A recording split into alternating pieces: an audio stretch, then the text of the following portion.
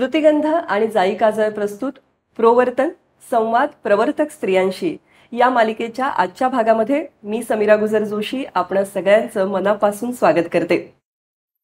नुकतंच मी एक पुस्तक वाचलं, मॅडम कमिशनर, आणि या पुस्तकामध्ये मी अक्षरशः बुडून गेले। या ज्या मॅडम कमिशनर आहेत त्या अर्थातच एक अतिशय डॅशिंग पोलीस अधिकारी आहेत, पण त्याचबरोबर आपलं स्त्रीत्व जपणाऱ्या सुद्धा आहेत। आणि हीच गोष्ट मला अतिशय भावली। त्यांच्या व्यक्तिमत्वाचं वर्णन कसं करावं याचा विचार करत असताना त्यांच्याच पुस्तकाच्या शेवटी असलेल्या 4 ओळी मला सापडल्या आणि मला वाटलं हो, कदाचित हेच त्यांचं समर्पक वर्णन आहे। माया एंजेलो या अमेरिकन कवयित्रीच्या या ओळी आहेत आणि ती असं म्हणते, my mission in life is not only to survive but to thrive. My mission in life is not only to survive but thrive and to do so with some passion, some compassion, some humor and some style.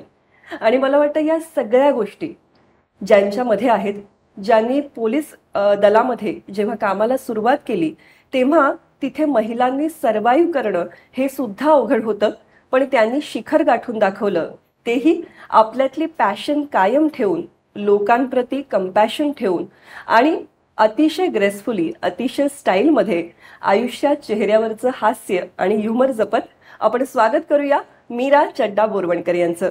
नमस्कार। नमस्कार। कार्यक्रमामध्ये खूप मनापासून स्वागत आणि इतकं छान वाटतं आहे तुमच्याशी गप्पा मारण्याची संधी मिळते आहे यासाठी।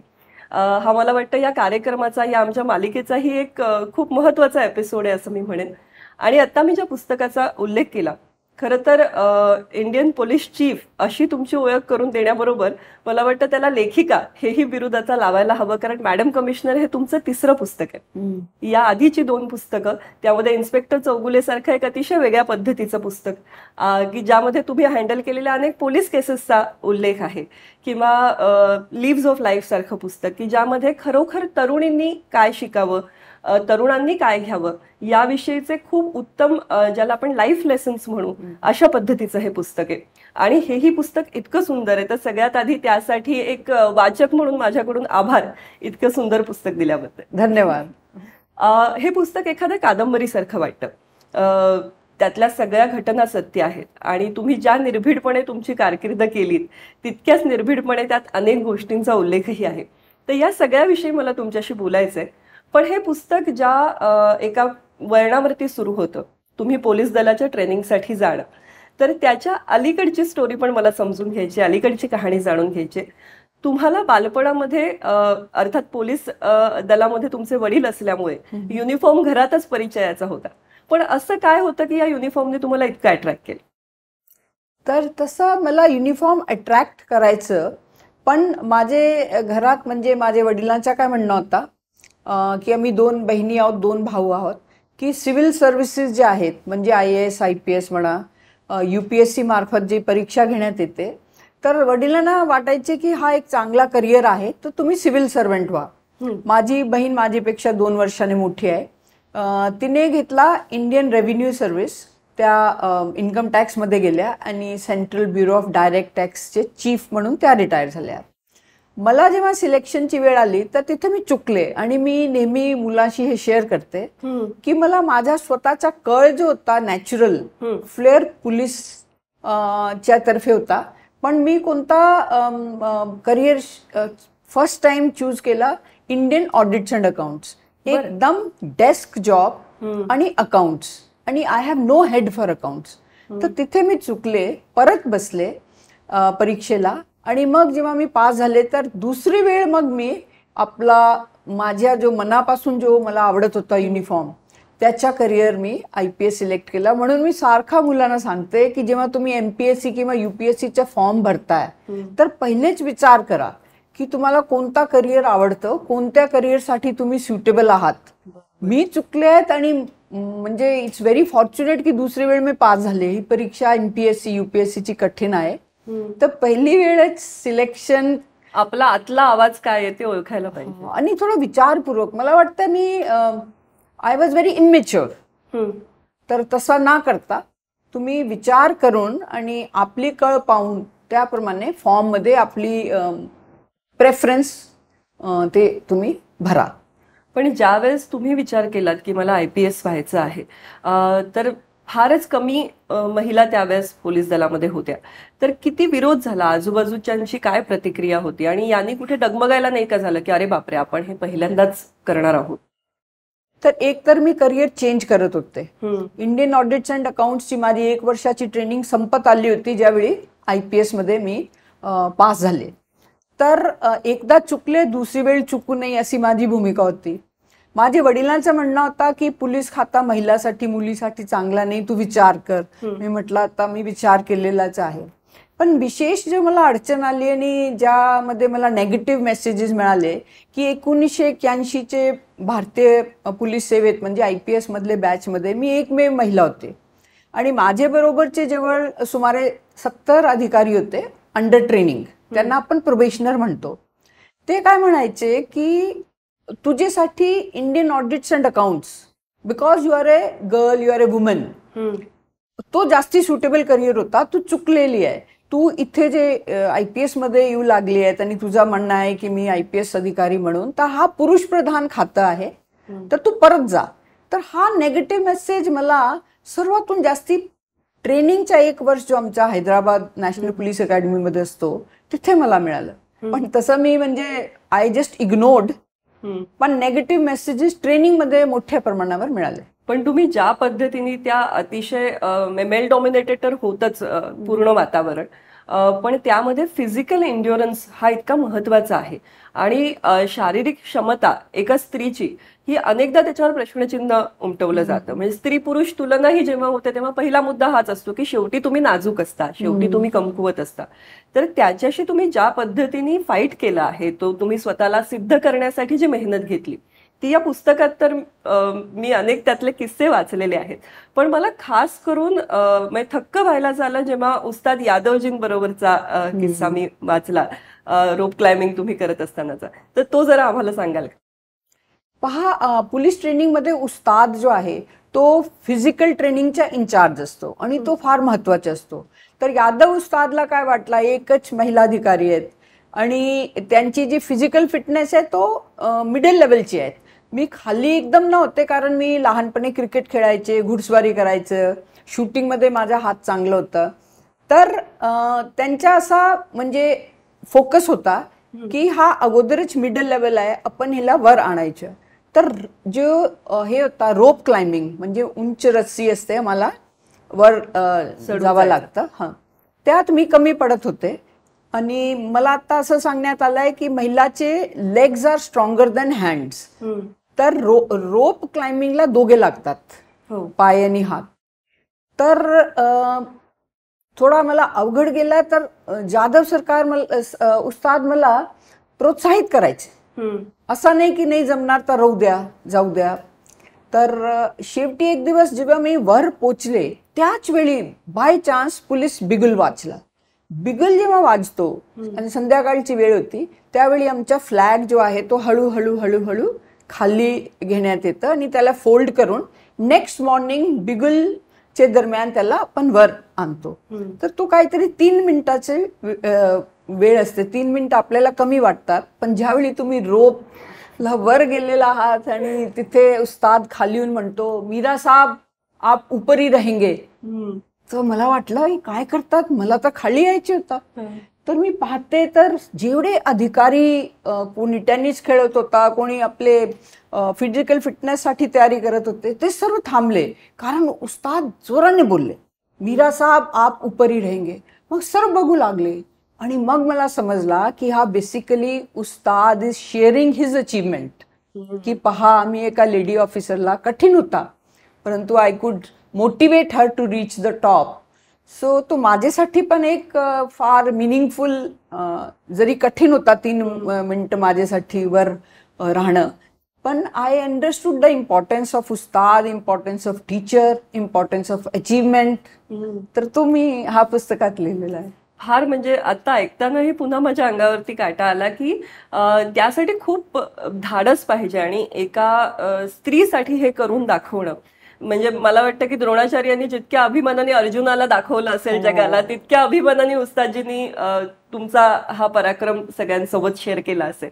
पण एका स्त्रीसाठी फिजिकल एन्ड्युरन्सकडे तुम्ही कसं बघता आणि काय सांगाल स्त्रियांना?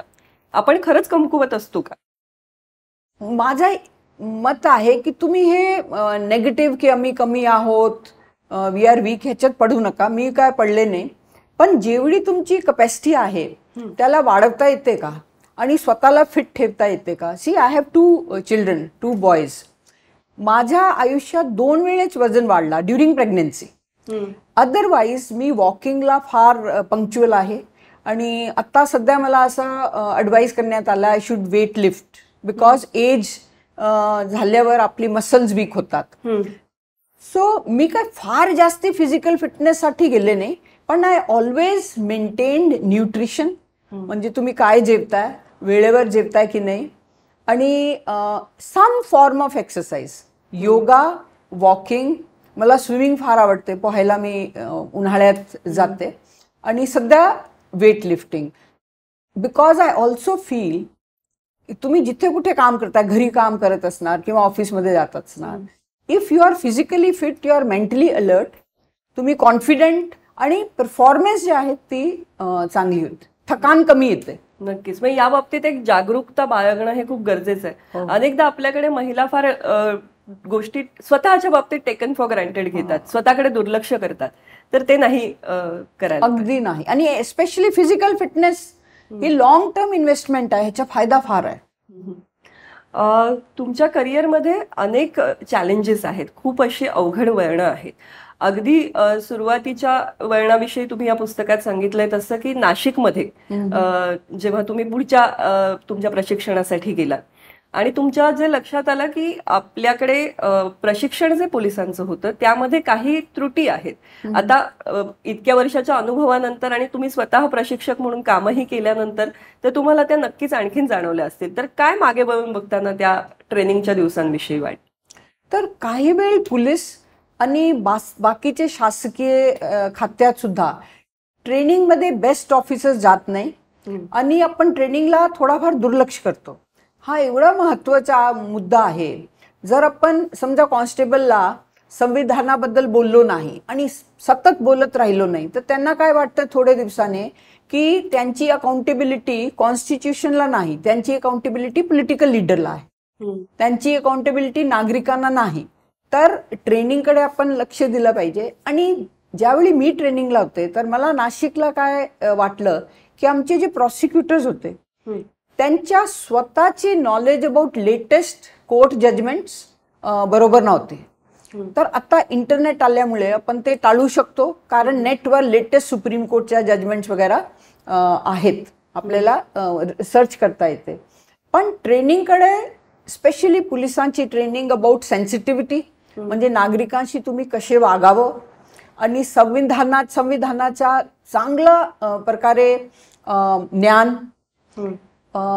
पोलीसचे जे स्पेशल सब्जेक्ट आहे लॉ, फॉरेन्सिक, हे तर ह्याच्यावर सर्वांवर भर दिला पाहिजे.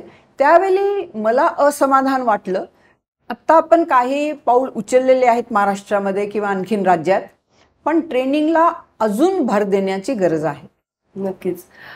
पोलीस दलातली पहिल्यांदा अशी घडलेली घटना की एक जिल्हा एका महिला ऑफिसरकडे दिला गेला सांभाळण्यासाठी, तर या गोष्टीचं तेव्हा तुम्हाला दडपण आलं होतं का? इतकी मोठी जबाबदारी आणि तीही पहिल्यांदा एक महिला म्हणून आपण पेलतो. नाही, दडपण अगदी आला नाही. खरं म्हणजे तर मी हट्ट केला होता. मी मुंबईला 5 वर्ष DCP म्हणून काम करत होते. DCP port, DCP zone, DCP crime branch, preventive. तर मला वाटलं आता मला जिल्हा प्रमुख व्हायचेच आहे. कारण जसे IAS मध्ये तुम्ही डिस्ट्रिक्ट मॅजिस्ट्रेट किंवा कलेक्टर जर झालं नाही तर तुमच्या करिअर कम्प्लीट नाही, तसं पोलीसमध्ये जोपर्यंत तुम्ही इंडिपेंडंट जिल्हा पोलीस प्रमुख झालं नाही तोपर्यंत तुमच्या करिअर कम्प्लीट नाही. शासनाला विशेषतः त्यावेळी शरद पवार सर CM होते, त्यांच्या मनात ही आशंका होती की महिला म्हणून हा जिल्हा कसे हँडल करेल. मुंबईमध्ये जेव्हा ही काम करते DCP, काय अडचण आली तर आम्ही आहोत. जिल्ह्यामध्ये महिला अधिकारी, नागरिक कसे रिस्पॉन्स करतील, वरिष्ठ किंवा कनिष्ठ अधिकारी कसे टीममध्ये हिचे बरोबर काम करतील. पण मी हट्ट धरला होता की मला करता येईल, तुम्ही मला द्या. मग त्यांनी मला पहिले औरंगाबाद दिला, त्यानंतर सातारा जिल्हा दिला. आणि आता ही पद्धतच झाली आहे, महाराष्ट्रामध्ये कुठली लेडी IPS ऑफिसर आली तर तिला जिल्हा पोलीस प्रमुख म्हणून नेमण्यात येतच. नक्कीच. आणि मला वाटतं तुम्हाला ती जबाबदारी जेव्हा सोपवण्यात आली त्या आधीच तुम्ही स्वतःला सिद्ध केलं होतं. हो. खास करून DCP पोर्ट म्हणून काम करत असताना तुम्ही ज्या नाईट व्हिजिट्स करायचा तर त्याविषयी थोडं ऐकायला आवडेल. एक माझे मनात काय की IPS अधिकारी जे आहेत they can not afford to be luxury loving, की आमच्या स्टाफ रात्रगस्त करणार आणि मी करणार नाही. तर मला असं वाटतं की टीमवर्क त्याच वेळी बरोबर होतो ज्यावेळी लीडर लीड्स. आणि पोर्टमध्ये एवढे मोठ्या प्रमाणावर चोऱ्या होत होत्या. आणि मी पुस्तकात सुद्धा लिहिलं आहे की तुला पोर्टमध्ये पोस्टिंगच का दिलं असा पण प्रश्न होता, की तू काहीच करू शकणार नाही. एवढे मोठे प्रमाणावर फुल प्रूफ तिकडे सिस्टम आहे की ती तुम्ही क्रॅक कशी करता. हा, चोरीची फुल प्रूफ सिस्टम आहे आणि तुम्ही महिला अधिकारी आहात, तुम्ही काय करणार. तर म्हणून मी चॅलेंज बनवून घेतला, कारण आय वॉज यंग आणि असा नेगेटिव्ह मेसेज मला मिळाला की मला अगदी पटलंच नाही. तर त्यावेळी मी 2-3 गोष्ट केल्या. एक तरी की हे चोऱ्या ज्या आहेत ते साध्या चोऱ्या नाही, त्यामध्ये माझे निदर्शनात आला पोलीस, कस्टम्स, BPT सिक्युरिटी आणि इन्शुरन्स एजन्सीज आणि जे इम्पोर्ट एक्सपोर्ट करणारी मंडळी आहे ते स्वतः इन्व्हॉल्ड आहे. तर एक तर त्यांचा जो रॅकेट होता तो कसे तोडावा त्याबद्दल मी प्रयत्नशील राहिले. दुसरा, माझी प्रेझेन्स हे कसे दाखवावी, तर सरप्राईज व्हिजिट आणि नाईट राऊंड जेव्हा मी करू लागले तर मग स्टाफला पण समजला, चोरांना सुद्धा माहिती पडते, अरे ही बाई कडक आहे, रात्री बेरात्री येते, कधी केव्हा पोचेल. तर मला वाटतं मी माझे वतीने परिश्रम करत होते आणि त्याचा परिणाम झाला. चोरापासून सर्वच म्हणजे शासकीय यंत्रणापर्यंत घाबरून गेली की बाई कुठे धरेल. मला वाटतं करोडो रुपयांच्या चोऱ्या त्या वेळेस तुम्ही थांबवल्यात, कमी केल्यात. आणि मुख्य म्हणजे ती जी एक कीड लागली होती ती पसरत चालली होती, तिला कुठेतरी आळा घालण्याचं एक महत्वाचं काम तुम्ही त्यावेळेस केलं. पण असं जेव्हा इतकी मोठी मोठी मंडळी, इतक्या गोष्टी जेव्हा एखाद्या क्राईममध्ये, ऑर्गनाइज्ड एक क्राईम आहे, तर अशा वेळेस त्या गुन्ह्याचा तपास करत असताना अनेक ठिकाणाहून दडपण येत असेल, धमक्या येत असतील, ह्याचा तर अनुभव तुम्ही अनेकदा घेतला असेल ना. तर पोर्टच्या चोऱ्याबद्दल दबाव येत नव्हता, पण धमक्या भरपूर येत होत्या. आणि त्यावेळी मोबाईल नव्हते, तर रात्री बेरात्री जर फोन आला तर आपल्याला उचलावं लागायचे. कंट्रोल रूमला होऊ शकतो, पोलीस स्टेशनला प्रॉब्लेम आहे त्यांच्या होऊ शकतो. तर काही वेळ ब्लँक कॉल्स, काही वेळ धमक्या, काही वेळ लेटर्स म्हणजे पत्र सुद्धा यायचे. पण एक चोराची पण एथिक्स असते. तर एकदा काय झालं, सकाळी सकाळी फोन आला, तो म्हटला मी कुक्कू बोलतो. आणि तो वर्धराज, त्यावेळी वर्धराजन मुरल्या हे मोठा एक क्रिमिनल होता पोर्टचा. तर मला पण माहित होता हा कुक्कू कोण आहे. तो म्हटला तुमचा ड्रायव्हर आलेला आहे आणि तो 2000ची मागणी करतो, देऊ का. एकदम मला शॉक झाला सकाळीचा फोन. मी म्हटलं नाही ऐसा करो, उसको जूते मार के भेज दो. तो म्हटला हो, मला हाच अपेक्षा होती तुमच्याकडून. आता बघा तो चोर आहे आणि मला सांगतो की मला हीच अपेक्षा होती. नंतर मी मग विचारला तर समजलं माझा ड्रायव्हर फॅमिली इमर्जन्सीमध्ये सुट्टीवर गेला होता आणि तो ड्रायव्हर टेम्पररी माझी गाडीवर देण्यात आला होता. तर रिपोर्टिंग करण्याऐवजी तो डायरेक्ट गेला चोराकडे, पैशाची मागणी करतो आणि चोर मला फोन करतो, देऊ का.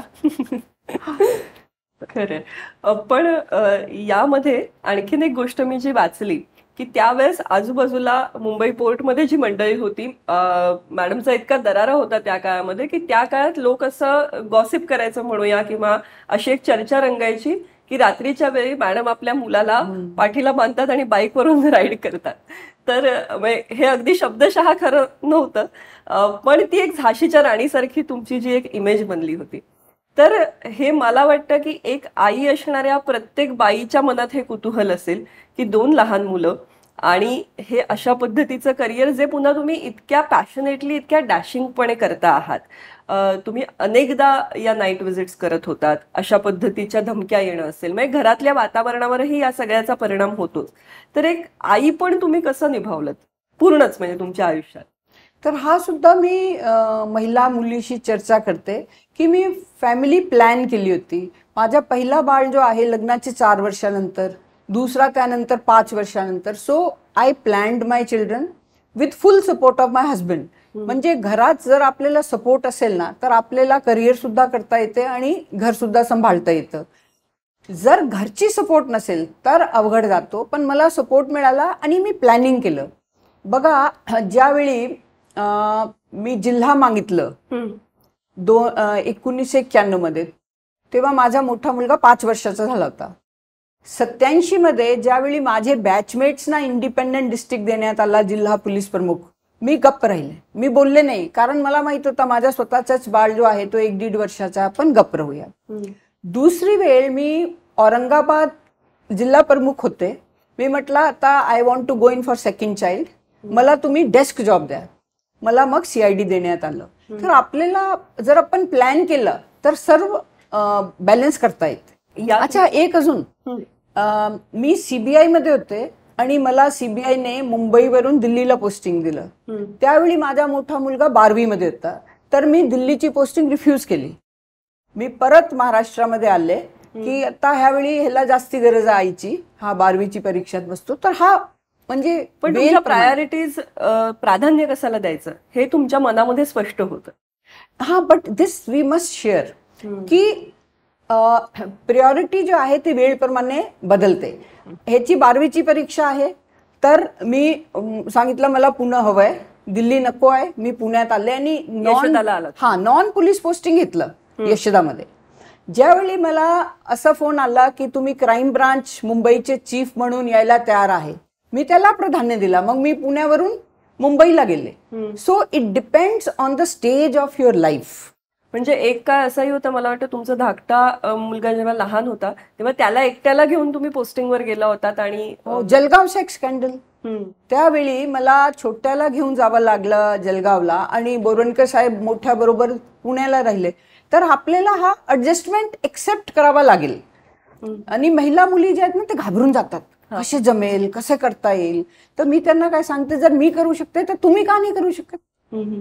अशा काही गोष्टी घरात तुम्ही कटाक्षाने करता का किंवा करायचात का, खास करून मुलं लहान असताना, की ज्यामुळे घरामधला संवाद एक छान राहील. कारण आपण कमी वेळ देऊ शकतो, मग क्वालिटी टाइम द्यायला पाहिजे. तर त्या दृष्टीने काय करायचं. एक जो मी मेन करत होते की जास्ती मी युनिफॉर्म मध्ये असायचे. घरी पोचल्यावर मी मुलांना सांगायचे अर्धा तास आईकडे येऊ नका, कारण मी इम्पेशंट होत होते. मी ऑफिसवरून आपण एवढा बोझा घेऊन येतो तर अर्धा तास माझ्याकडे येऊ नका, अर्धा तास नंतर आपण बसूया. So I think that worked very well. Half an hour मध्ये मी माझी personality from an officer to mother अशी मेंटली.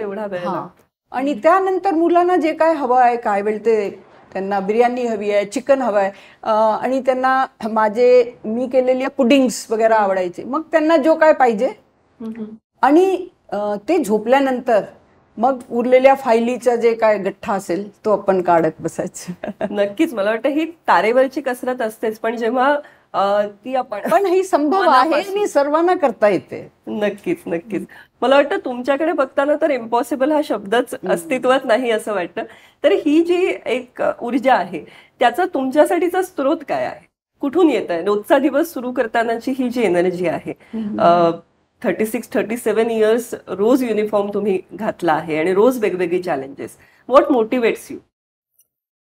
मला जो 36 वर्षात मोटिवेशन मिळाला तो नागरिकाकडून मिळाला. ते जेव्हा आमच्याकडे येतात ना त्यांची एवढी अपेक्षा असतात, जेव्हा तुमच्याकडे ते बघतात. एक मी उदाहरण म्हणून सांगत असते. साताऱ्याला एक बाई आली म्हसवडवरून. म्हसवड लांब आहे आणि एकदम सुखा एरिया आहे, म्हणजे पाऊस पण पडत नाही, गरीब वस्ती आहे. त्या आल्या माझ्याकडे साताऱ्याला आणि मी नेहमी 1 तास नागरिकासाठी फ्री विदाऊट अपॉइंटमेंट तुम्ही मला भेटा असा ठेवायचे. तर कंट्रोल रूमच्या फोन आला, एक महिला आल्या आहेत, तुमच्या 1 तास तरी नागरिकाकडे साठी संपलेला आहे, पण त्या म्हसवडवरून आल्यात, काय करायचं. मी म्हटलं पाठवून द्या. माझा ऑफिस जो होता सातारामध्ये 1ल्या मजल्यावर होता. त्या बाई आल्या, तर काय अशी साधी साडी नेसून होत्या, माझ्यासमोर बसल्या आणि पहिले त्यांनी माझे डेस्कवर असा हात मारला. तुम्ही ह्या खुर्चीवर बसला आहात आम्हाला न्याय देण्याकरता. So you feel so responsible की तुमच्याकडे पॉवर ऑफ युनिफॉर्म आहे. तुम्ही जे काय करू शकता त्यांच्यासाठी, वाय नॉट डू इट. तर एवढी पॉझिटिव्ह एनर्जी मिळते ह्या युनिफॉर्ममुळे आणि ह्या पदामुळे, that you feel motivated from your heart.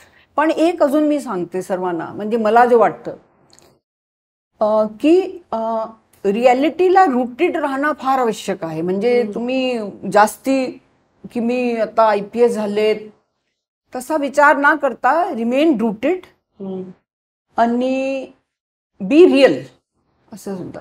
खरंय. मला वाटतं हे जे खरं असणं आहे ते तुम्ही तुमच्या ट्रेनिंगच्या काळामध्येही सिद्ध करून दाखवलं की मी खरी आहे, मी जशी आहे तशी आहे. तुम्हाला ट्रेनिंगच्या काळामध्ये असं सुचवण्यात आलं होतं की केस तुम्ही कट करावेत, तर त्याही वेळेस तुमचा हाच अप्रोच होता ना की हे मी एक स्त्री आहे आणि मला माझे केस लांब आहेत, तर हे मी ऍक्सेप्ट करू शकते त्याविषयी, किंवा एकंदरच स्त्रियांना हे या पद्धतीचे जे चॅलेंजेस होतात वेगवेगळ्या प्रकारचे असतात, ते कधी घरून सुचवले जातात, कधी आपल्या वर्कप्लेसमध्ये सुचवले जातात, तर अशा वेळेस काय करावं, तुम्ही काय सांगा? तर मला असं वाटलं, ज्यावेळी मला सांगण्यात आला की केस कट करा, मला असं वाटलं की they are asking me to be a man. I am not a man.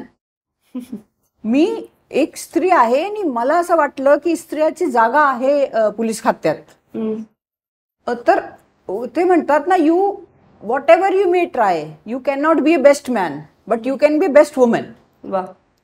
तर तो माझ्या मनात होता, though I was very young that time.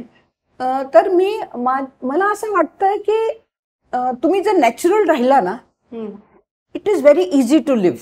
जर तुम्ही अननॅचरल करत बसला, इट क्रिएट स्ट्रेस. माझी जॉबच स्ट्रेसफुल होती, याच्यात काय हे नाही आहे. And I also wanted to have a good family life. तर ह्या सर्व ह्याच्यात if I try to be something which I am not, तर त्याचा अजून स्ट्रेस झाला असता. तर उदाहरणार्थ मी सांगते की आणि हा मी नेहमी सांगत असते, ASP पासून DG पर्यंत मला पोलीस अधिकाऱ्यांचे जे वाईफ्स आहेत, बायका आहेत, त्यांनी भरपूर सपोर्ट दिलं. तर जर त्यांची काहीतरी पार्टी चालू आहे किंवा लेडीजचा काय सण आहे आणि त्यांनी मला बोलवलं, तर I used to wear sari and I used to enjoy. Because basically I am a woman, I am wearing a uniform. मग ऑफिसची पर्सनॅलिटी आणि बिईंग अ वुमन, मला ह्याच्यात काय कॉन्ट्राडिक्शन किंवा क्लॅश वाटत नव्हता. ज्यांना असा कॉन्ट्राडिक्शन वाटतं, they are creating stress for themselves. So be natural, हाच मला वाटतं. आता तुम्ही जे म्हणालात ते इतकं खरं आहे की स्त्रीनी स्त्रीसारखं राहणं किंवा स्वतःच्या स्त्रीत्वाचा स्वतः आदर बाळगणं ही खूप गरजेची गोष्ट आहे.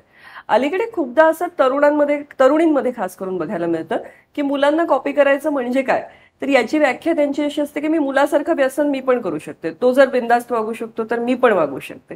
तर या ट्रेंड विषयी काय सांग? तर मला असं वाटतं की मी सर्व काय करू शकते इन माय प्रोफेशनल किंवा पर्सनल कॅपॅसिटी, हा ठीक आहे, इथपर्यंत मला पण मान्य आहे.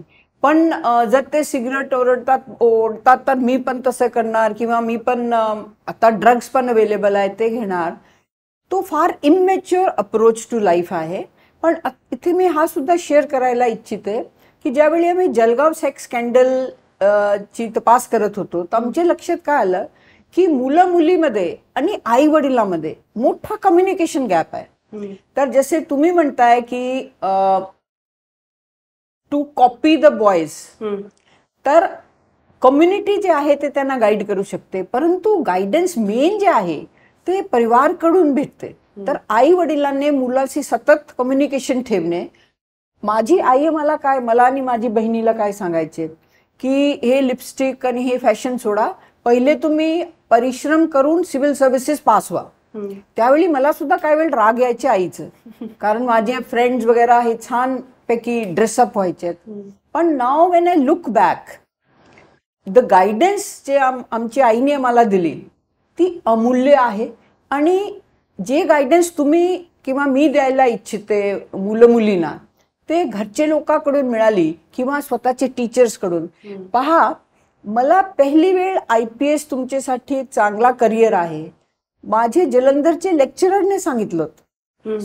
शिक्षक जे आहे त्याला सुद्धा कळतं की ह्यांना कोणता करिअर किंवा कोणता रस्ता त्यांना दाखवला पाहिजे, तर communication between parents and children आणि टीचर्स अँड स्टुडंट्स, तर मुलं जे आहे ते रस्ता चुकणार नाही. हे खूप खूप महत्वाचा मुद्दा आहे हा.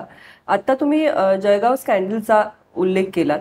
अतिशय सेन्सिटिव्ह हा विषय होता आणि तुमच्यासारख्या एका लेडी ऑफिसरनी तो ज्या पद्धतीने हँडल केला आणि तो करत असताना अख्खी तुमच्या आजूबाजूची जी व्यवस्था होती ती इतकी प्रेरित झाली होती की आम्हाला याचा छडा लावायचा आहे. खरं तर FIR सुद्धा नव्हती तुमच्याकडे, म्हणजे तुम्ही कशाच्या बेसिसवरती पुढे जाणार असं काहीच नव्हतं. गुन्हेगार जे होते ते समाजातले प्रतिष्ठित होते, त्यांच्याकडे पैसा होता, त्यांच्याकडे ताकद होती. म्हणजे एखादा अलीकडे आम्ही एखादी वेबसिरीज पाहावी किंवा एखादा सिनेमा पाहावा त्या पद्धतीची ती सगळी तुमची तपासाची यंत्रणा होती. या केसमधून किंवा आत्ता ते याच्याही आधी तुम्ही कोल्हापूरमध्येही एका अगदी लहान अल्पवयीन मुलीवरती झालेल्या बलात्काराची केसही हँडल केली होती. आता सध्याही म्हणजे इतकी वर्ष त्या जळगाव स्कॅन्डलला जाऊन सुद्धा पुन्हा पुन्हा ह्याच घटना आपल्याला आजूबाजूला घडताना दिसत आहेत. तर या सगळ्याचं तुमचं काय आकलन आहे, काय ऑब्झर्वेशन्स आहेत? माझं एक मेन ऑब्झर्वेशन असं आहे की त्यावेळी जळगावमध्ये एकच महिला होत्या आणि त्या असिस्टंट सब इन्स्पेक्टर होत्या. तर ह्या जेव्हा केसची तपासाची गरज पडली आणि मुली पुरुष अधिकाऱ्यांशी बोलायला तयार नव्हत्या. आज सुद्धा त्यांना कम्फर्ट लेवल कमी आहे, फार कमी आहे. तर आम्हाला जेव्हा महिला अधिकाऱ्याची गरज पडली तर जळगावला नाशिक, पुणा, मुंबई, नागपूरहून ह्यांना महिला अधिकारी माझी मदतीला पाठवावा लागल्यात. आत्ता राज्यात प्रत्येक जिल्ह्यात महिला अधिकारी आहेत, महिला कर्मचारी आहेत. म्हणून जे मुलींच्या मनात भीती होती त्यावेळी जळगावमध्ये, जरी आज ती भीती संपूर्णपणे संपलेली नाही, तरी जर पोलीस स्टेशनला गेल्या तर त्यांना कम्फर्ट वाटतं की इथे लेडी ऑफिसर आहेत, महिला कर्मचारी आहेत, आपण त्यांना शेअर करू शकतो. आणि जर आपल्याला काही वेळ असं वाटतं की अजून हे गुन्हे थांबले नाही, तर महिला विरुद्धचे गुन्हे झिरो होऊन जातील, एकदम थांबतील, ती तर आयडियलिस्टिक परिस्थिती आहे, तसा होणार नाही. पण वी शुड वेलकम की मुली आता पुढे येतात. जळगाव सेक्स स्कॅन्डलची तपासात मला एका मुलीच्या पत्राला माझा शोषण झालेला आहे, माझे फोटो सुद्धा उपलब्ध आहे. मला कळलं की ते फोटो कॉम्प्रोमाइजिंग पोझिशनचे होते, ते तुमचेपर्यंत पोहोचलेले आहेत. माझा लग्न झालेला आहे, मी जालनाला सुखी आहे, तुम्ही माझेपर्यंत जर आला तर मी आत्महत्या करेन. तर सांगायचा असं हेतू आहे. त्यावेळी मुली फार घाबरायच्या आहेत आणि मला जवळजवळ 1 महिना तरी लागला मुलींना की तुम्ही केस तरी द्या. एवढा मीडियामध्ये गाजावाजा चालू आहे, एकही कंप्लेंट नाही आमच्याकडे. सध्याची परिस्थितीमध्ये मुली पुढे येऊ लागलेल्या आहेत, महिला पुढे येऊ लागलेल्या आहेत. आपल्याकडे महिला कर्मचारी आहेत ते केस दाखल करायला, तपासायला.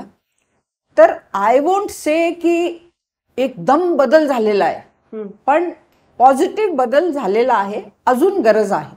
नक्कीच. पण मला वाटतं यात तुम्ही म्हणालात तसं पोलीस दलामध्ये जास्तीत जास्त महिलांचं असणं यांनी सुद्धा फरक. अगदी एकदम त्यांची गरज आहे. No think of your self ना, तुम्हाला जर एक कंप्लेंट द्यायची आहे आणि तो सेन्सिटिव्ह नेचरची कंप्लेंट आहे आणि समोर पुरुष अधिकारी आणि एक महिला अधिकारी बसले, तुम्ही कोणाकडे जाणार? नक्कीच. तर तशी परिस्थिती आणि विशेषतः ग्रामीण भागात अजून त्यांना तो कम्फर्ट लेवल नाही. म्हणून महाराष्ट्रामध्ये 33% रिझर्वेशन आहे, पण अजून मला वाटतं सुमारे 10% महिला आहेत. तर काही वेळ मला तरी असं वाटतं की आपल्याला स्पेशल रिक्रुटमेंट करून महिलाचं प्रमाण पोलीस खात्यात आणि बाकी शासकीय खात्यात सुद्धा वाढवलं पाहिजे. नक्कीच. आता हे जे तुम्ही सांगितलं म्हणजे करिअर म्हणून पोलीस दलाकडे महिलांनी निश्चितपणे पाहू शकतात आणि त्यांना तेवढी संधीही तिथे उपलब्ध आहे. पण न येण्याच्या प्रमाणात मला वाटतं अनेकदा अनेक कारणं, जसं तुम्हाला सुरुवातीला सांगण्यात आलं होतं त्याप्रमाणेच की बाबा हा खूप डिमांडिंग जॉब आहे, वेळेचं काही बंधन नसतं, तुला काही होऊ शकतं, इजा होऊ शकते, मग तू मुलांकडे कसं बघणार, अशी असंख्य कारणांची यादी दिली जाते. तुमच्या तर घरातच तुमचे वडील पोलीस अधिकारी होते, त्यामुळे या प्रोफेशनचे प्रोज जसे तुम्हाला कळत होते तसे कॉन्सही लक्षात आले असणार. मग याकडे तुम्ही कसं बघितलं किंवा आता ज्या महिला येऊ इच्छितात या प्रोफेशनमध्ये त्यांना काय सांगाल? तर तुमचं म्हणणं बरोबर आहे. जेव्हा मी लहान होतो माझी आई नेहमी काय म्हणायची की तुमच्या वडिलांबरोबर आज पिक्चरला जायला जर ठरवलं की आज आपण हा सिनेमा चांगला आलेला जाऊया, त्या दिवशी नक्कीच खून होणार आणि तुझे वडील जाणार मोक्याला आणि मी घरी बसणार. So this we knew. तर मी मुलींना काय म्हणते, ज्यांना चॅलेंजिंग लाईफस्टाईल आवडतं आणि ज्यांची मानसिक तयारी आहे की हा पोलीस खाता 9 ते 5 असं खाता नाही आहे, तुम्हाला केव्हाही बोलवण्यात येईल, असा आमच्या पोलीसचं काम असतो. पण जेव्हा मी पुण्याचे पोलीस कमिशनर होते तर आम्ही परेड नंतर पोलीस लाईनीला जातो. तर मी पोलीस लाईनीला गेले तर मला वाटतं पिंपरीची काहीतरी पोलीस लाईन होती. तर 1-2 मुली होत्या परेडवरून आलेल्या आणि त्यांनी युनिफॉर्म घातलं होतं, एकदम बारीक. मी म्हटलं अरे तुम्ही कुठे पोस्टेड आहेत? त्यांनी मला आपला पोलीस स्टेशन सांगितलं आणि सांगितलं की आम्ही दोघे बहिणी आहोत, म्हणजे चुलत बहिणी. तर मी म्हटलं तुम्ही जेव्हा खात्यात आला तर तुमचे आई वडिलांनी विरोध नाही केला? बघा मला केव्हा सांगण्यात आला होता 80-81 मध्ये की पोलीस खाता बरोबर नाही, आणि ही गोष्ट आहे 2010-11ची, 30 वर्षानंतर. तर त्या मुली बोलल्या आमचे वडिलांनी आम्हाला सांगितलं की हा खाता चांगला आहे म्हणून आम्ही इकडे आलो. आणि अजून आमची एक चुलत बहीण जी आहे ती सुद्धा आज रूम मध्ये नाही आहे, परंतु ती सुद्धा पोलीस खात्यात आली आहे. तर फॅमिलीज मध्ये बदल झालेला आहे. ते आता मुलींना प्रोत्साहित करतात. पण यू हॅव टू अंडरस्टँड की it is not a traditional desk job. आता तुम्ही जसं म्हणालात की एक चॅलेंजिंग लाईफस्टाईल, तर अर्थातच तुमचा प्रत्येक दिवस हा एक वेगळं आव्हान घेऊन येत असतो. पण जितकं ग्राउंडवरचं हे काम आहे, म्हणजे गुन्हेगारांचा तपास करणं आहे किंवा इतरही अनेक पद्धतीच्या केसेस सॉल्व्ह करणं आहे, त्याचबरोबर खूप सारं पेपर वर्क, ऍडमिनिस्ट्रेटिव्ह वर्कही करावं लागतं. तर याविषयी थोडं सांगा ना, कारण त्यामध्येही तुम्ही इतकं तज्ज्ञ आहात.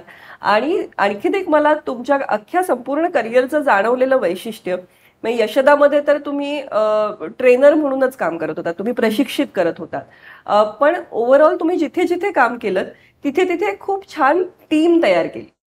तर ही एक महिला म्हणून स्ट्रेंथ असते का एका महिला पोलीस अधिकाऱ्याची, हेही जाणून घ्यायचंय. आणि हे ऍडमिनिस्ट्रेटिव्ह वर्क आणि टीम बिल्डिंग याविषयी काय सांग? तर हा आपलं म्हणणं बरोबर आहे की महिला ज्या आहेत टीम लीडर्स म्हणून जास्ती सक्षम आहेत आणि त्यांचा कळ जो आहे तो टीम लिडरशिपवर आहे. मोर पार्टिसिपेटिव्ह आहेत, म्हणजे काय निर्णय घ्यायचे असेल. आणि मी माझा सुद्धा हे केलंय, थोडा परीक्षण केलं माझ्या स्टाईल.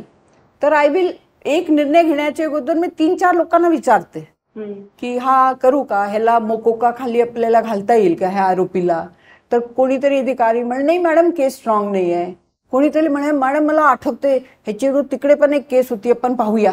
लिगल ॲडवायझरला बोलून घ्यायचे की ह्या माणसाला आपल्याला मोकोका खाली अटक करता येईल का, ह्यांच्या विरुद्ध केस दाखल करता येईल. 4 लोकांना विचारून मग मी कारवाई जे करत होते. It seems this is the natural style of women. आपण निर्णय घेण्याच्या अगोदर टीमला विचारतो. पण काही वेळ लोक काय म्हणतात, यू आर वीक. त्यांना काय वेळ थोडासा पुरुषांना काय वाटतं की एकदम तुम्ही अथॉरिटेरियन निर्णय घेणे, आम्हाला ते ऑफिसर आवडतात. Just because women are more participative does not mean that we are weak leaders. आणि त्याचा फायदा काय होतो, चुकण्याचं प्रमाण कमी होऊन जातं, कारण तुम्ही 4 लोकांना पहिले कन्सल्ट केलेलं आहे. बरोबर. So the natural style of women is more participative, more consultative. पण त्याचा हा अर्थ नाही की आम्ही दुर्बल लीडर्स आहोत किंवा तुम्ही दुसऱ्याचे डिसिजन तुमचे म्हणून सांगताय. शेवटी डिसिजन तुमचाच आहे. करेक्ट. पण सल्ला घेतला आहे. हा नॅचरल स्टाईल आहे लेडीजच्या.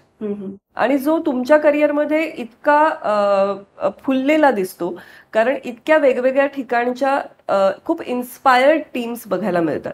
तुम्ही तुमच्या पुस्तकामध्ये अतिशय स्पष्ट शब्दामध्ये पोलीस दलामध्ये असलेल्या भ्रष्टाचाराविषयी, तिथल्या जो त्रुटी आहेत या व्यवस्थेतल्या त्यांच्याविषयीही लिहिलं आहे. पण मला वाटतं तुमच्या करिअरमध्ये जिथे जिथे तुम्ही जे काही वेगळं केलं तेव्हा तुमच्याबरोबर एक खूप सक्षम टीम होती. आणि त्या टीमचे काय प्लस पॉइंट्स आहेत, काय मायनस आहेत, कुणाला, म्हणजे तुम्ही सबऑर्डिनेट्सचंही मत घेतलेलं आहे. मला आणखीन एक विशेष गोष्ट वाटली की एवढ्या करिअरमध्ये तुमच्या सगळ्या सहकाऱ्यांची नावं तुम्ही आवर्जून लिहिली आहेत, अगदी तुमच्या चालकासकट. तर हे जे टीम बिल्डिंग आहे हे केवळ पोलीस खात्यात नाही, एरवीही मला वाटतं कुठल्याही प्रोफेशनमध्ये फार महत्वाचं असेल. हे इन्स्टिंक्ट तुमच्याकडे कुठून आलं? तर ही बघा, एक तर मी म्हटलं हा नॅचरल आहे फॉर विमेन लीडर्स, पण आपल्या स्टाफला इग्नोर करून चालतच नाही. मी एक उदाहरण दिलेलं आहे ह्या केसमध्ये. ज्यावेळी मला आर पाटील साहेबांनी दुसरी वेळ गेस्ट हाऊसला बोलवलं, तर माझ्या कारागार विभागाचे ड्रायव्हर काय बोलला, तो काय बोलला, असं वाटतं की तुम्ही कसाबला फाशी देणारच. It is a police prison driver. आणि हा निर्णय कोणते ह्याच्यावर घेण्यात येतं, स्टेट चीफ मिनिस्टर, मुख्यमंत्री, उपमुख्यमंत्री जे निर्णय घेतात, आणि विच इज ओनली बिटवीन कारागृह प्रमुख आणि होम डिपार्टमेंटचे जे आपले गृहमंत्री आहेत. आणि एक ड्रायव्हर अगदी अँटिसिपेट करतो आणि प्रेडिक्ट करतो. So this a big lesson for us, की आपली टीमला कॉन्स्टेबल असो, सब इन्स्पेक्टर असो, कोणालाही इग्नोर करून चालणार नाही. जर त्यांना आपण बरोबर घेऊन गेलो तर फायदा फार असतो. तुमचे चुकण्याचं प्रमाण कमी होतो आणि ते सपोर्ट यू. तर मला तरी वाटलं इट इज विन विन. त्यांच्या मनोबल वाढतं की मॅडम आम्हाला कन्सल्ट करतात, माझ्या चुकीचा निर्णय घेण्याचं प्रमाण कमी होतो, आणि it is a positive confident team. नक्कीच नक्कीच.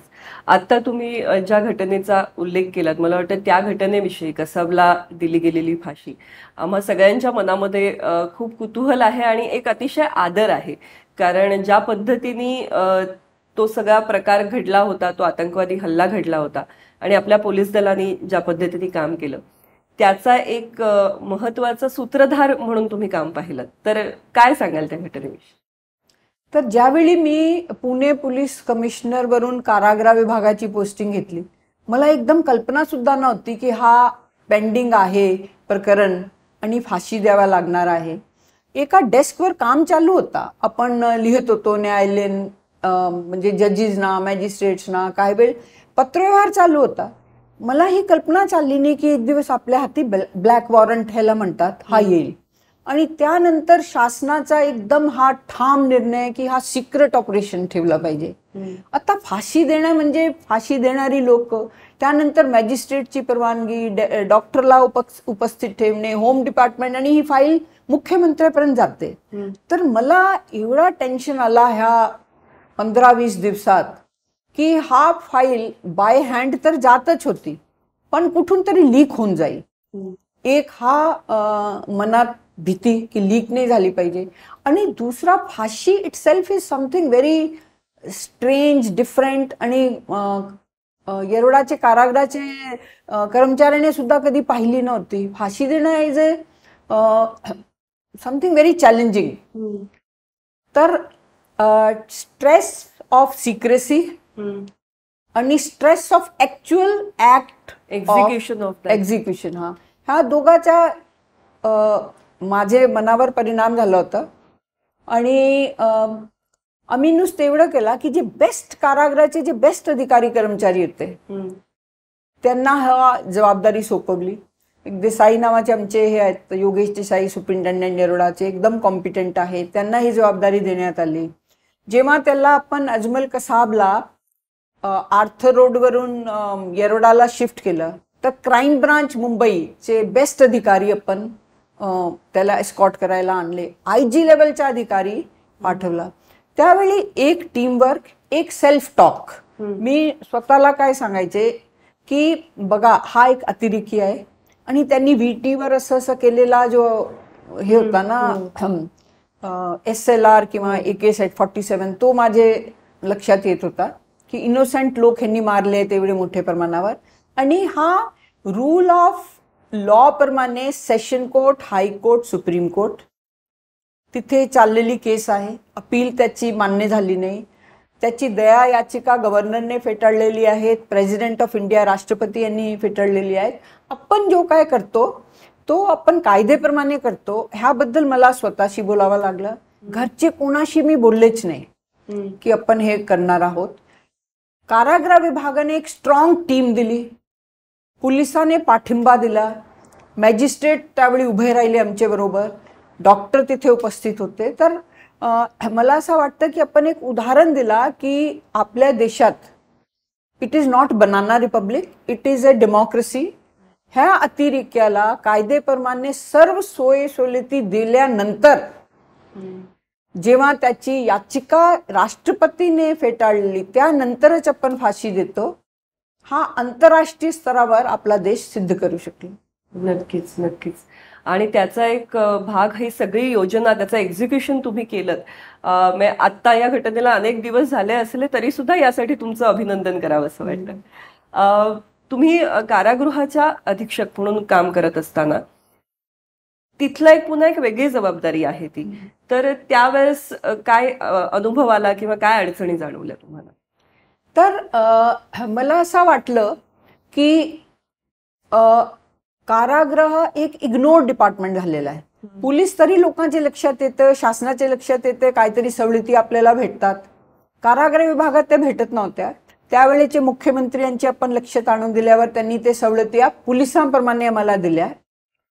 आणि मला असं वाटलं होतं की आपल्याकडे जे कारागृहामध्ये राहणारी मंडळी आहे ते काय कॉन्व्हिक्शननी त्यांना सजा मिळालेली नाही. ते शाबतीच्या प्रमाण ते केवळ 30% ज्यांना सजा मिळालेली आहे ते आहेत आणि 70% अशी लोक आहेत ज्यांचे केस कोर्टात अजून पेंडिंग आहेत आणि उद्या त्यांना निर्दोष सोडण्यात सुद्धा येऊ शकतं. तर त्यांना जास्तीत जास्ती आपण स्किल्स देऊया.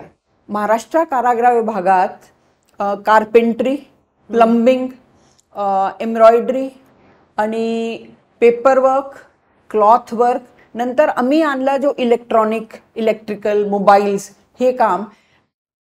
त्याशिवाय जास्ती आतले जे लोक आहेत कारागृह विभागात ते शेतकरी आहेत. तर आम्ही 10 ओपन कारागृह केले की तुम्ही या शेती करा, आमच्याकडे जागा आहे, जमीन आहे, शेती करा. त्यामुळे काय ॲटमॉस्फिअर कारागृहाचं चांगलं झालं. आणि आतले जे कारागृहाचे कैदी होते ते कोऑपरेट करू लागले. परंतु जो मेन प्रॉब्लेम आहे की पोलिसांप्रमाणे कारागृह विभागाचे जे अधिकारी कर्मचारी आहेत त्यांच्यावर कामाचा ताण आणि त्यांचे कामाची तास 8 तास असले पाहिजे, परंतु 12 ते 14 तास आहेत. ते मी कमी करू शकले नाही. आणि भ्रष्टाचार कमी करण्यात मे बी मी यशस्वी झाले, पण संपवण्यात मी यशस्वी होऊ शकले नाही. आता तुम्ही जे म्हणालात की हा जो कामाचा ताण आहे हा महिला काय पुरुष काय सगळ्या संपूर्ण पोलीस दलावरती आहे, तर याच्याकडे तुम्ही कसं पाहता आणि काय आत्ताची जी आपली सध्याची जी सिच्युएशन आहे त्यामध्ये काय नेमके बदल अपेक्षित आहेत? एक तरी आपल्याला जो इंटरनॅशनल स्टँडर्ड आहे की 1 लाख लोकांमागे 220 पोलीस कर्मचारी असले पाहिजे. आपल्याकडे 190 आणि त्यामध्ये वेकेन्सीज असल्यामुळे 170 असतात. तर एकतर त्यांना आंतरराष्ट्रीय जो स्टँडर्ड आहे त्याप्रमाणे तुम्ही भरती करा. महिला भरतीवर भर द्या. 8 तास ड्युटी द्या. तुम्हाला जो पोलीस स्टेशन मधला कर्मचारी आहे त्याची वागणूकमध्ये भयंकर बदल येईल आणि फॉर गुड. इथे तुम्ही जेव्हा पोलीस स्टेशनला जाताना एक त्रासलेला 13 तास काम करून बसलेला तुम्हाला कर्मचारी भेटतो. 8 तास ड्युटी द्या, भरती करा, महिला भरती करा. आणि टेक्नॉलॉजिकली जे आहे ना, जसे आता आमच्या कम्प्युटरवर तुम्हाला चेन्नईमधला आरोपी दिसतं की हा रेकॉर्ड आहे. तर टेक्नॉलॉजीमध्ये अजून इम्प्रूव्हमेंट करा. टेक्नॉलॉजी प्लस मॅनपॉवर जर असं केलं तर ऑल ओव्हर इंडिया जो आहे ते पोलिसांची परफॉर्मन्स नागरिकांशी संवादात, तपासात आणि handling of public disorder improve होईल. नक्कीच. मला वाटतं या खूप महत्त्वाच्या बाबी आहेत. आणि आता तुम्ही जे स्टॅटिस्टिक्स सांगितलं ते ऐकल्यानंतर लक्षात येतं की मग तर आपल्या पोलीस दलाचं किती कौतुक करायला हवं. तर बघा, 1 लाखामागे 220 असले पाहिजे. 1 लाखामागे आपल्याकडे केवळ 170 कर्मचारी आहेत, पोलीस कर्मचारी. खरं तर तुमच्या करिअरमधले इतके असे नानाविध टप्पे आहेत. म्हणजे धारावी सारख्या ठिकाणाचं तुम्ही कारभार पाहिलेला आहे सगळ्या. मी तुम्हाला सांगते, धारावीमध्ये गरीब लोक आहेत, परंतु गरीब लोक गुन्हा करत नाही. ही गैरसमज आहे समाजाची की गरिबी जो आहे तो तुम्हाला गुन्हाकडे वळते. तसा नाही. मी सुद्धा ज्यावेळी मला धारावी पहिली वेळ मिळाला SDCP झोन 4, मला वाटलं इथे फार मोठ्या प्रमाणावर क्राईम असेल. तिथे पाण्यावरून वाद आहे, जागेवरून वाद आहे, महिला पुरुषाचं वाद आहे, मुलाच्या आपसात हे आहे, झडप आहे, परंतु सिरियस गुन्हा ज्याला आपण गंभीर गुन्हा म्हणतो ते फार कमी आहे. So poverty does not necessarily lead to crime. इतक्या नानाविध स्तरांमध्ये तुम्ही काम केलेलं आहे. मला खरं तर काय आणि किती विचारू असं झालेलं आहे. आपल्याकडे वेश्या व्यवसाय हा जो आहे त्याही बाबतीतल्या अनेक गोष्टी तुम्ही फार जवळून पाहिल्यात आणि त्या बाबतीतही तुम्हाला काही बदल अपेक्षित आहे, तर त्याविषयी थोडंसं.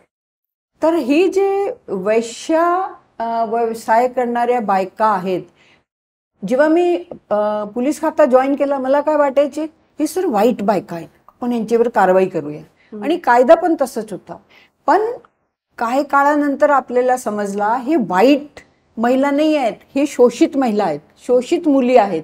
ह्यांना काहीतरी तुम्हाला काम देतो असा चुकीचा ह्यांच्या चीटिंग करून ह्यांना आपण मुंबई दिल्ली असे ठिकाणी नेतो. आर्थिक अत्याचार झालेला आहे, शारीरिक शोषण झालेलं आहे. म्हणून आपण अशा महिला मुलींना आरोपी न करता विक्टिम म्हणजे त्यांच्यावर अन्याय झालेला आहे असं आपण समजून घ्यायला. हा, आणि त्यानंतर मग पीटा ऍक्टचे जे केसेस आहेत ते आपण करू लागलो, जिथे आपण मुलींना विक्टिम म्हणून, शोषित व्यक्ती म्हणून आपण आता ठरवू लागलो.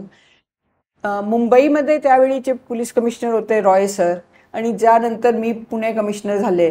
आम्ही 3-4 अधिकाऱ्याने जिथे ह्यांच्या धंदा चालतो आणि ह्यांच्यावर शोषण होतो तिथे सील करा.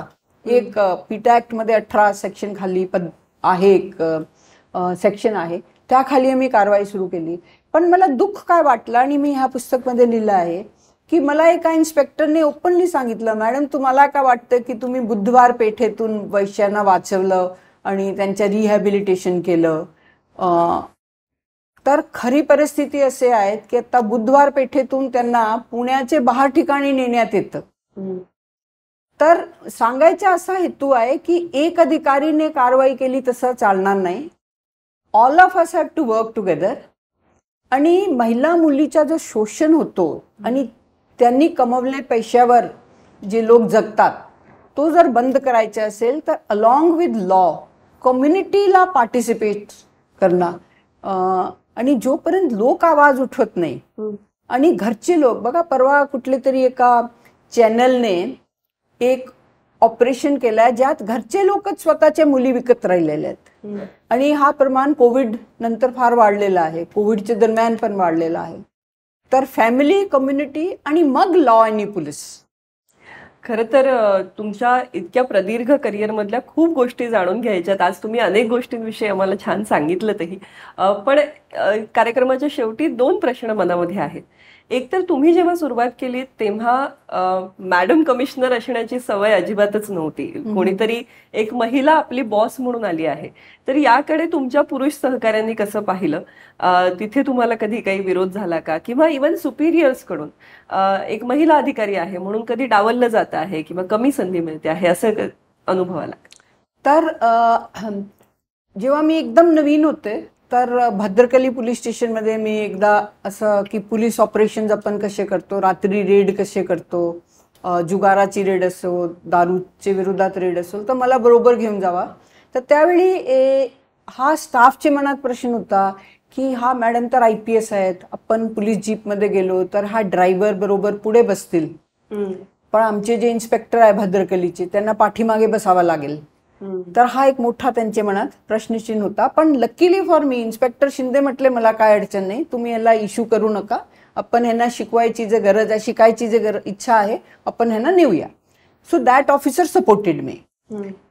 कोर्टमध्ये एकदा एका अधिकारीला जेव्हा मी रागवले की तुमचं काम बरोबर नाही आहे, हे तपास बरोबर नाही आहे, तर मला असं वाटतं रात्री त्यांनी दारू पिले आणि मला त्यांनी मग फोन केला आणि व्यवस्थित बोलले नाही. तर मी आमचे ॲडिशनल CP होते मिस्टर शिंगारी, त्यांना सांगितलं, तर मग त्यांनी त्याला हँडल केलं. तर असा म्हणजे चांगला अनुभव पण आला की शिंदे इन्स्पेक्टर म्हटलंय की मला काय प्रॉब्लेम नाही, बसू द्या मॅडमना पुढे. आणि असा सुद्धा आला की रात्री दारू पिऊन काहीतरी इन्स्पेक्टर बोलत बसला, पण माझे सिनियर्सने त्याला हँडल केलं. तर दोघे प्रकारचे आपल्याला एक्सपिरियन्स येतात. Idea is to take them in your stride. की असं होणार आहे, तुम्हाला चांगले लोक पण भेटणार, वाईट लोक पण भेटणार. डोंट लूज युअर फोकस आणि don't demoralize, get demoralized. You are a leader.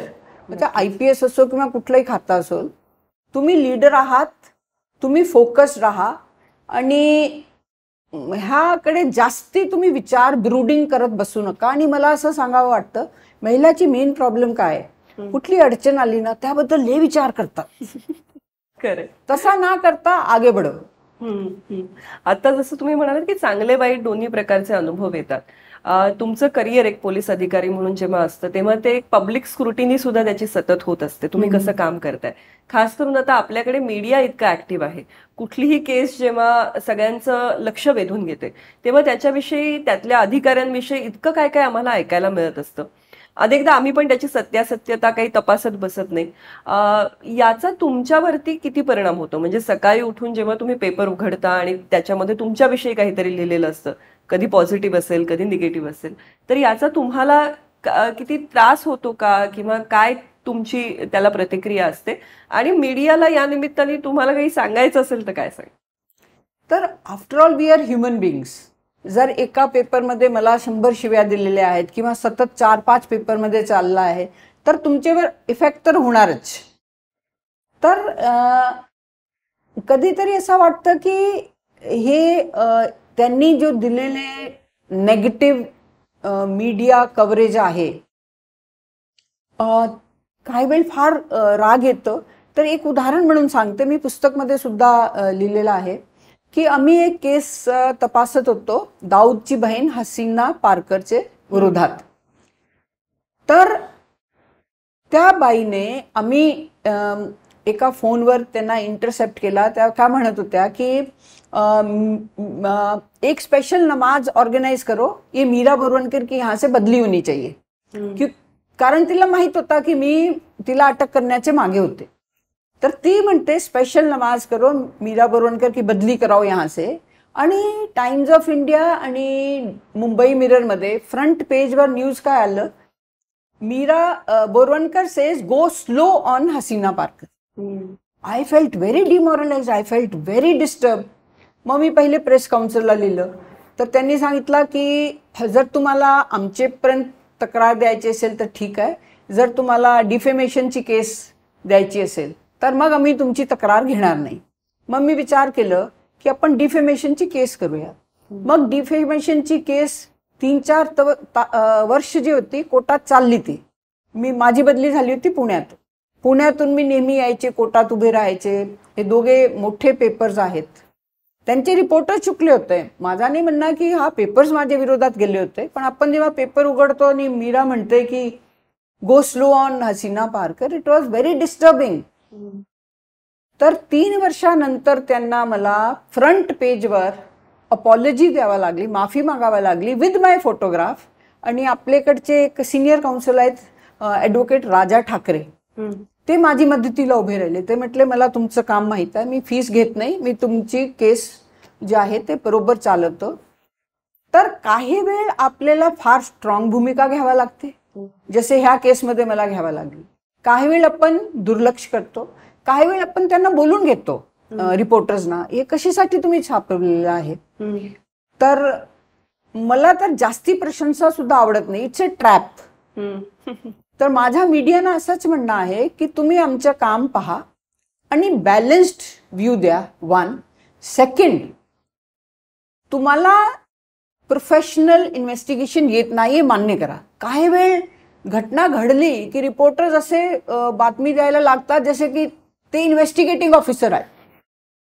So I am saying you are reporter, we are इन्व्हेस्टिगेटर्स.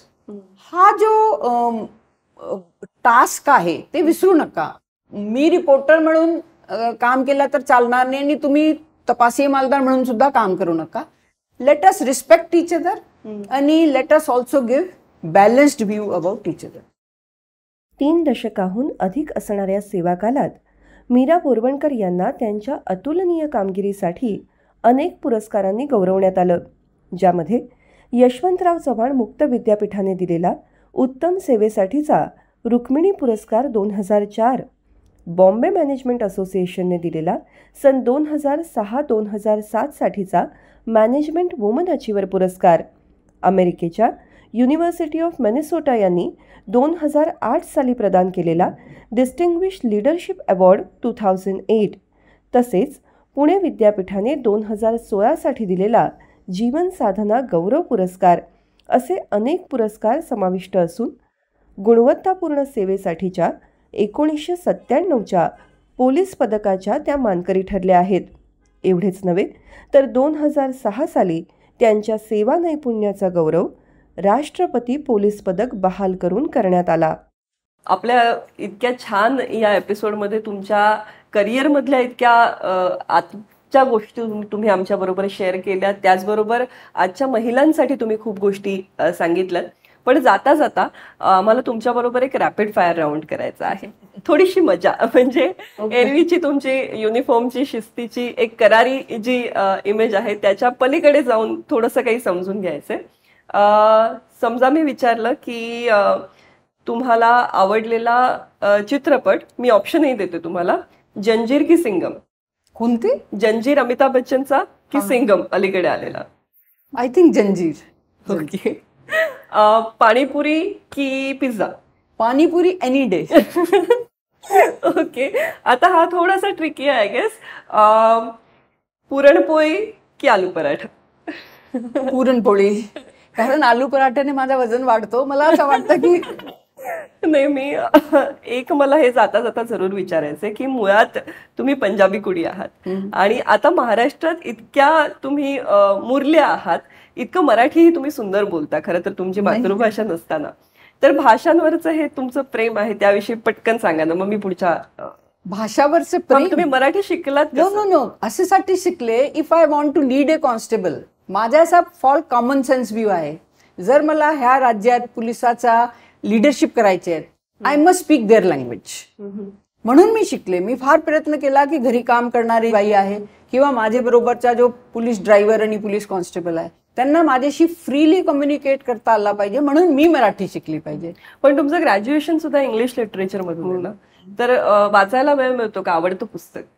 मला रात्री झोप येत नाही जोपर्यंत मी वाचलं नाही, तर वाचन रात्रीचा आवश्यक आहे माझ्यासाठी. तुमच्या पुस्तकात इतके सुंदर सुंदर कोट्स आहेत. मी सुरुवातही ज्या एका कोटनीच केली. तर कोण तुमचे आवडते लेखक आहेत? आता सध्या जो मी वाचन करत राहिली, हार्पर ली आहे, त्यांची पुस्तक आहे टू किल ए मॉकिंग बर्ड. ही मी दुसरी वेळ वाचते पुस्तक. तर म्हणजे असा डिपेंड करतो कोणती पुस्तक सध्या चालू आहे त्यामधून मी सिलेक्ट करते. आवडते छंद म्हणजे वाचना व्यतिरिक्त काय काय आवडतं? तर आय लाईक टू, म्हणजे छंद मला म्हणता येणार नाही, but I like to swim, I like to walk, मग फॅमिली बरोबर बसणे. पेंटिंग मला आवडतं. पेंटिंगमध्ये मी वॉटर कलर्स मला जास्ती आवडतात, मी पेंटिंग करते. आणि रॅपिड फायर मधला शेवटचा एक प्रश्न मला तुम्हाला विचारायचा आहे, तुमच्यावर जर बायोपिक झालं तर कुणी त्यामध्ये काम करावं? कोण अभिनेत्री तुमच्या डोळ्यासमोर असेल? हा प्रश्न मला अगोदर पण विचारण्यात आला, मला सुद्धा माहित नाही, पण मला असं वाटतं की ती साधारण ॲक्ट्रेस असावी. म्हणजे जसे मला माझे करिअरमध्ये वाटलं सेल्फ डाऊट की मी जास्ती उंच नाही, मी जास्ती देखणीय नाही, माझी प्रेझेन्स जसे मेल ऑफिसर्स आले की एकदम दिसतं, त्यांना लोक सॅल्यूट करतात, तशी नाही. तशी साधारण दिसणारी काहीतरी हिरोईन तुम्ही मला वाटतं घ्या. अगदीच, म्हणजे फिजिकली फार स्ट्रॉंग तुम्हाला अपेक्षित नाही किंवा जास्ती उंच, हेफ्टी तशी नसावी असं मला वाटतं. एक पोलीस अधिकारी असं म्हटल्यावरती आमच्या डोळ्यासमोर जी एक युनिफॉर्म मधली इमेज आहे त्याच्या पलीकडे तुम्ही तितकीच एक अतिशय संवेदनशील व्यक्ती आहात आणि ते तुमच्या पुस्तकातूनही जाणवतं, तुम्हाला भेटल्यानंतर जाणवतं. तर त्या डॅशिंगपणाबरोबरच ती तुमची जी सेन्सिटिव्हिटी आहे, अतिशय समजून घेण्याची जी वृत्ती आहे ती खूप भावते आम्हाला. आणि हा इतका एक उत्तम संतुलन तुम्ही राखलेलं आहे. तर अगदी जाता जाता जर आमच्या प्रेक्षकांना काही सांगायचं असेल तर काय सांगाल? मला वाटतं असंच हाच सांगावं लागेल की बी युअर सेल्फ. तुम्ही you are your best version. आणि एक काय, sky is the limit both for men and women. तुम्ही स्वतःचे जे महत्वाकांक्षा आहेत त्यांना सीमित करू नये. Allow yourself to fly. नक्कीच. आणि तुम्ही तुमच्या छंदांमध्ये चित्रकलेचा उल्लेख केलात, तर आजच्या आपल्या या भेटीचं एक प्रेमाचं प्रतीक म्हणून आम्हाला तुम्हाला एक चित्र द्यायचंय. हे एक चित्र आमच्याकडून ही प्रज्ञा राजे यांनी तयार केलेली कलाकृती आहे आणि त्यांची शंख सिरीज आहे. तर याचं प्रतीक असं आहे की हा सूर्य आहे, चंद्र आहे, दिवस रात्र तुम्ही जे काम केलं, अहर्निश जी सेवा केली त्याचं हे प्रतीक आहे. आणि हा शंख जो आहे तो आता आपण म्हटलं तसं वर्क लाईफ बॅलन्सचं एक प्रतीक आहे. हो, धन्यवाद. आज तुमची ही जी भेट आहे मला वाटतं आम्हा सगळ्यांच्याच खूप दीर्घकाळ स्मरणात राहील आणि नेहमीच तुम्हाला भेटल्यानंतर एका सकारात्मकतेचा, एका ऊर्जेचा अनुभव आम्ही घेत असतो. आणि हाच अनुभव प्रेक्षक हो आपण मॅडम कमिशनर या पुस्तकाच्या निमित्ताने पुन्हा पुन्हा घेऊ शकतो. मला असं वाटतं की प्रत्येकाने हे पुस्तक वाचलं पाहिजे आणि प्रत्येकीने तर वाचलंच पाहिजे. आणि एक खूप छान आनंदाची गोष्ट म्हणजे सायली गोखले या पुस्तकाचा अनुवाद करतायत आणि विश्वकर्मा पब्लिकेशनच्या वतीने थोड्याच दिवसात आपल्याला याची मराठी आवृत्ती सुद्धा वाचता येणार आहे. तर याही आवृत्तीसाठी तुम्हाला खूप शुभेच्छा. स्मृतिगंध आणि जाई काजळ प्रस्तुत प्रवर्तन संवाद प्रवर्तक स्त्रियांशी या मालिकेचा हा आजचा भाग तुम्हाला कसा वाटला हे आम्हाला नक्की कळवा. तुमच्या प्रतिक्रिया जाणून घेण्यासाठी आम्ही उत्सुक आहोत. आणि हो, स्मृतिगंधाचं फेसबुक पेज आणि स्मृतिगंध ओरिजिनल्स ही आपली YouTube वाहिनी या दोघांनाही सबस्क्राईब तर तुम्ही केलं असेलच, नसेल केलं तर ताबडतोब करा आणि आपल्या मित्रमैत्रिणींबरोबर, आप्तेष्टांबरोबर शेअर सुद्धा जरूर करा. तुम्ही ज्या पद्धतीने इतकं सुंदर तुमचं करिअर घडवलं, त्याचबरोबर कुटुंबही सांभाळत, तर मला वाटतं की आम्ही ही सिरीज करण्यामागे, ही मालिका करण्यामागे जे एक उद्देश आहे की प्रवर्तक स्त्रिया ज्यांनी सुरुवात केली, तर अशा पोलीस दलातल्या ज्या अग्रेसर स्त्रिया आहेत त्यांपैकी तुम्ही आहात. तर तुम्ही या मालिकेत सहभागी झालात यासाठी खूप मनापासून आभार. नमस्कार. धन्यवाद.